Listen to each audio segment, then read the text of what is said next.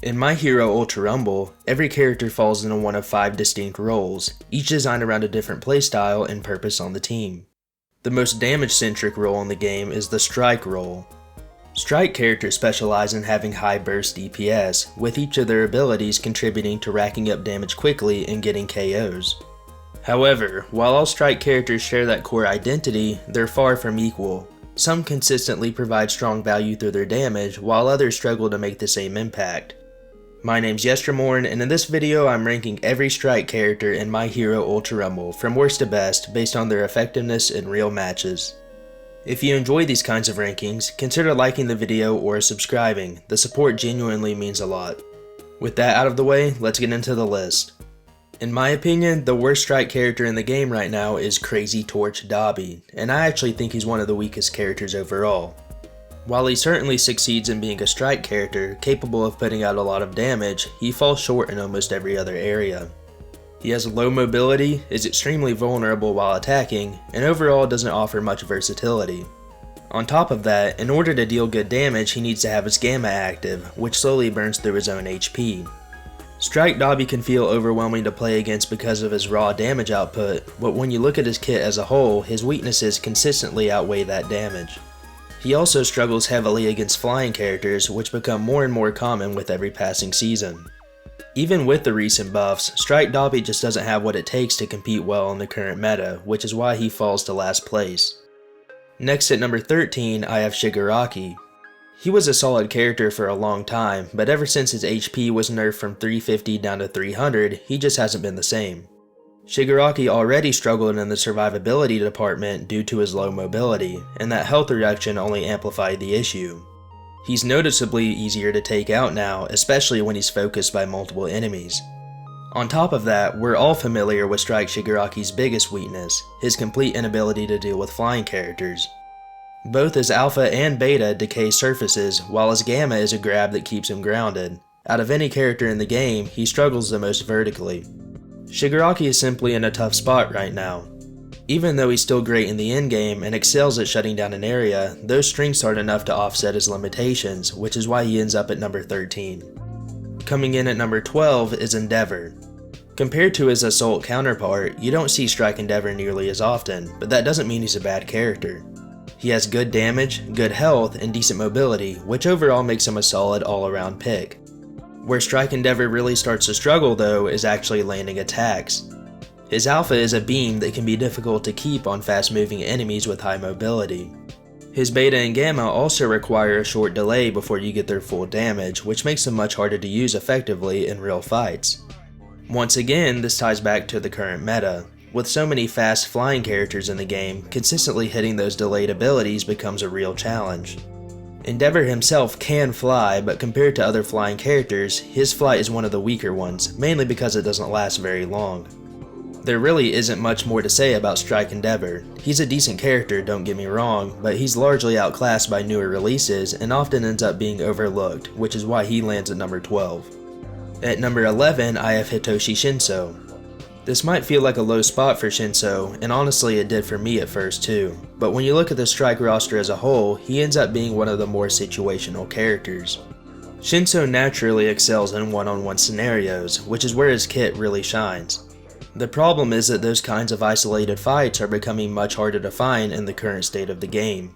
He still has a solid kit overall though. He deals good damage, has respectable mobility, and excels at control. However, the repeated nerfs to his combo potential over time have taken a noticeable toll on his effectiveness. Shinso can perform fairly well in the early game, but as the match progresses and the safe zone starts shrinking, he tends to struggle more. Late game fights are often too chaotic for him to consistently get the kind of value he needs. That said, don't sleep on this character. In the right hands, Shinso can absolutely be a threat, even if he isn't as common as he used to be. I actually have a full character guide on Shinso, so if you're interested in playing him, I'd recommend checking that out as well. Next at number 10 is Full Bullet Deku. While Strike Deku has a fairly basic kit, he's still capable of getting results. His Alpha's multi-shot can deal a lot of damage with good aim, and even though its range is shorter than most ranged attacks, it's usually enough to be effective in fights. His Gamma Leap and Beta Slam also work very well together, giving him more flexibility and letting him approach fights in different ways. Those tools give Strike Deku a few solid options and help round out his kit. With that said, Strike Deku is only a decent character overall, and he falls short in a few key areas. His mobility isn't anything special, which means he can get outpositioned fairly easily. He also struggles when dealing with multiple enemies at once, especially in more chaotic fights. Those small weaknesses add up over time. Compared to the rest of the Strike roster, Strike Deku ends up being outclassed, which is why he lands at number 10 on this list. Number 9 belongs to Present Mike, and when it comes to raw damage output, he's one of the best characters in the entire game. His alpha and beta can shred an enemy's GP extremely quickly, especially when they're paired with a special action. The problem is that damage is almost all Present Mike brings to the table. With his alpha, beta, and special action all focused purely on dealing damage, that leaves his gamma as his only tool for anything else. And while it does give him some mobility, it's not particularly strong or reliable. Outside of DPSing his opponents, Present Mike doesn't have much utility or many ways to keep himself alive. He lacks defensive options, flexibility, and meaningful survivability tools, which makes him difficult to play consistently in higher pressure fights. That lack of versatility is likely why you don't see him very often in matches, and ultimately why he ends up here on the list. In terms of sheer damage, he's nearly unmatched, but damage alone isn't enough to push him any higher. Number 8 is Denki Kaminari, and this was a character I had some trouble placing. That said, I think this is a fair spot for him.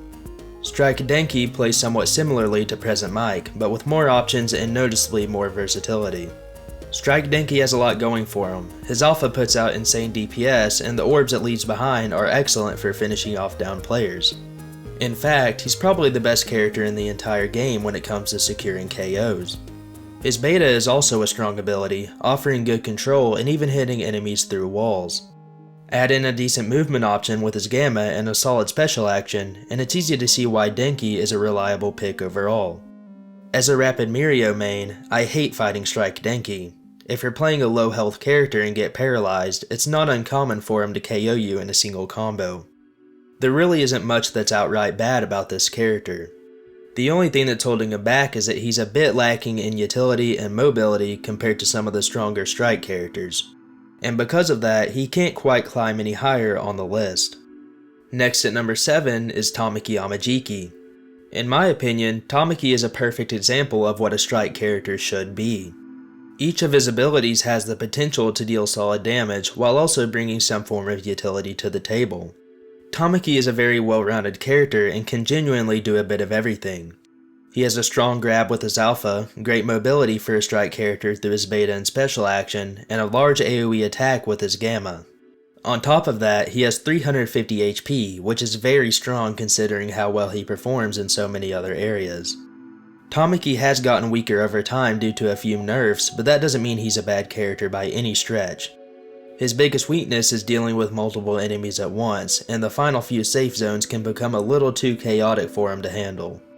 Still, if you're looking for a Strike character that's flexible, reliable, and capable in almost every situation, Tamaki is a great choice, which is why he lands at number 7 on this list. Falling down to number 6 is Twin Palm Strike Kendo. There was a point not too long ago where Kendo was arguably the best Strike character in the game, but a recent nerf has brought her down quite a bit. She's no longer the powerhouse she once was, though she's still a very strong character overall. Strike Kendo has a lot going for her. She has 350 HP, solid damage, strong survivability thanks to her beta, and good mobility with her gamma. Her alpha is also excellent at catching wake-ups and does a great job of keeping enemies out of the safe zone. On top of that, her combo potential remains very strong. There really isn't anything outright bad about Strike Kendo. The reason she ends up here is simply because the top 5 characters don't have many weaknesses at all and tend to outperform her in key areas. She's still a reliable, well-rounded pick, just not quite dominant enough to break into the top of the list anymore. At number 5 is Katsuki Bakugo, and this is a character I think a lot of people don't give enough credit. Like many of the Strike characters we've already covered, Strike Bakugo doesn't really have any major weaknesses. You've heard it all before, 350 HP, good damage, and solid mobility, but what really makes him shine is how well his kit works together. Every part of Bakugo's kit feels perfectly suited to his playstyle. His alpha is a strong ranged option that can even hit enemies through walls. His beta grenades are a great way to add extra damage, especially when used mid-air after his special action. And his gamma gives him a powerful close range option that hits incredibly hard. Bakugo doesn't have anything gimmicky or overly flashy, but that's exactly what makes him so effective. His strength comes from solid fundamentals and a kit that flows naturally in almost every situation. If you haven't played Strike Bakugo in a while, it's worth going back and giving him another shot.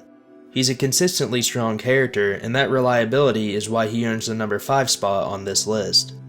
Coming in at number 4 is Shoto Todoroki. Shoto is another character who was hit with a recent nerf, but it didn't seem to affect him nearly as much as it did Kendo. He's a very simple character, but one that remains strong largely because of his sheer damage output. If you've played against Strike Shoto, you know how fights usually go. You get frozen by his gamma, and then his alpha and beta come out and nearly delete you on the spot. That straightforward combo is extremely effective and still holds up very well. Shoto is also excellent at controlling space. His ice wall can be used as cover or to trap enemies in positions they don't want to be in, giving him strong control over fights.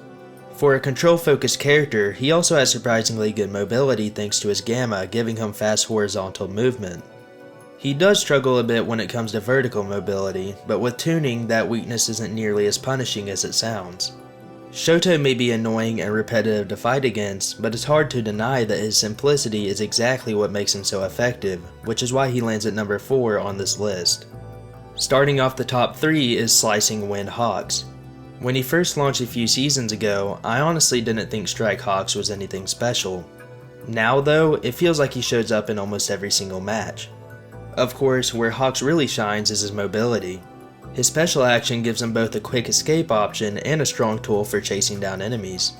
That mobility alone makes him very hard to deal with, especially in fast-paced fights. That said, Strike Hawk's other abilities are strong as well. What really makes him feel oppressive though is how easy he is to play. A lot of his combos don't require much setup or game knowledge, and they're very easy to execute consistently. While I don't think Strike Hawk's kit is overwhelmingly powerful on its own, he's extremely effective right now because of how well he fits into the current meta. With the game being so fast, aerial, and movement focused right now, Hawks naturally thrives, which is why he earns a spot in the top 3. The second best Strike character in the game is Red Drive Kirishima. This is a character that's been strong for a very long time, and that's largely because of just how versatile his kit is. Every one of his abilities helps him in a different way, while still dealing very solid damage. His alpha works as a strong mobility tool, and his gamma boulder gives him a reliable ranged option that's also very unpredictable thanks to how it bounces off surfaces. Even though he only has 300 HP, that downside is more than made up for thanks to his special actions hardening and the shield on his beta, which gives him a huge amount of survivability. In my opinion, Strike Kirishima is simply overtuned. He does too much at once and doesn't have any exploitable weaknesses. His versatility within the strike role is unmatched, and that's exactly what earns him the number 2 spot on this list. Lastly, the best strike character in My Hero Ultra Rumble right now is Lady Nagant, and this one probably didn't come as a surprise. Simply put, she's broken. To start with the obvious, Lady Nagant has the highest single hit damage in the entire game. Her special action can deal absurd damage with a headshot, and the problem is that landing one really isn't that difficult. It's too easy for her to melee an enemy, force a brief flinch, and then immediately line up a headshot. A sniper character simply shouldn't be able to dominate at close range like that. And even outside of that interaction, she excels in almost every other area. Her alpha is a strong ranged option that chips away with true damage, her AoE attack is extremely difficult to avoid, and she has some of the best mobility in the game. With Airwalk in her gamma, Nagant can stay airborne for an incredibly long time, giving her a constant height advantage that makes landing shots even easier. She controls space, deals unmatched damage, and is frustratingly hard to fight. There really isn't much more to say. Lady Nagant is the best strike character in the game right now, and you could even argue she's the strongest character overall. She's very clearly overtuned and almost certainly in need of nerfs. And that's going to wrap up today's list. The strike role currently has the largest roster in the game, and with so many strong characters, this was definitely one of the harder rankings to put together. Let me know what you think in the comments. Do you agree with the rankings, or would you move anyone higher or lower? I read all of them. This also marks the end of ranking every character in the role series, and I just want to say thank you for all the support you've shown throughout. As more characters get added to each role, I'll definitely come back and update these rankings in the future.